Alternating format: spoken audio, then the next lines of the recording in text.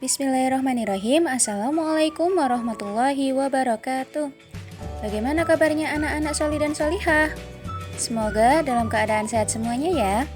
Alhamdulillah pada hari ini kita diberikan kesempatan untuk belajar kembali bersama Ustazah Mukminah dalam mata pelajaran pendidikan agama Islam dan budi pekerti tanpa ada halangan suatu apapun.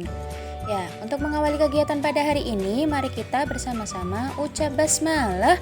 Bismillahirrahmanirrahim. Hari ini kita akan melanjutkan pembahasan pekan lalu. Pekan lalu kita sudah belajar tentang gemar membaca. Kita juga sudah belajar tentang dalil gemar membaca, yaitu Quran Surat Al-Alaq ayat 1-5. Sudah dibaca di rumah? Berserta artinya? Pekan kemarin sudah Ustazah singgung sedikit, sudah Ustazah bahas sedikit tentang manfaat gemar membaca. Nah, hari ini kita akan lebih memperdalam manfaat dari gemar membaca. Mari kita simak bersama-sama ya. Gemar membaca adalah salah satu dari 18 nilai karakter yang dikembangkan di Indonesia. Sebagai siswa SD, kita wajib memiliki karakter tersebut dalam kehidupan sehari-hari. Salah satu bentuknya adalah gemar membaca buku, termasuk majalah dan juga buku-buku lainnya. Memang ada yang mengatakan sekarang itu eranya Android. Orang bisa membaca apa saja melalui HP ataupun laptop. Tetapi ternyata tidak selamanya begitu. Ada keunggulan membaca buku bagi otak kita yang tidak dapat diperoleh melalui bacaan dari HP. Untuk itu, mari kita simak apa saja sih manfaat membaca buku itu? Manfaat yang pertama yaitu dapat menambah pengetahuan dan informasi. Ya, betul sekali. Dengan kita membaca buku terutama itu akan menambah pengetahuan kita. Yang tadinya kita tidak tahu, dengan membaca buku akhirnya kita menjadi tahu sesuatu. Itulah manfaat membaca. Selanjutnya, meningkatkan daya ingat.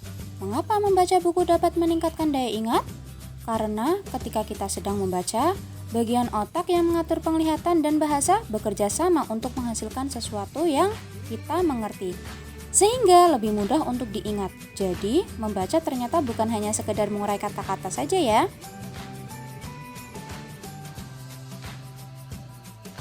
Yang ketiga, meningkatkan kemampuan konsentrasi. Kenapa?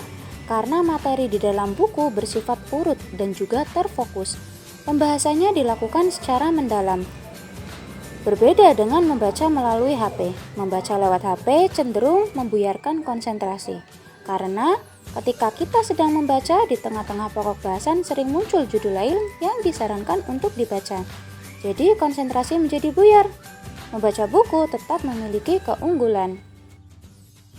Yang keempat, meningkatkan kemampuan komunikasi.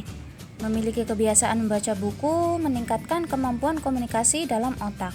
Karena dengan membaca, kita akan memperoleh banyak pengetahuan dan kosakata. Hal itu akan mendukung kemampuan kita berkomunikasi dengan banyak pihak pada kehidupan sosial kita.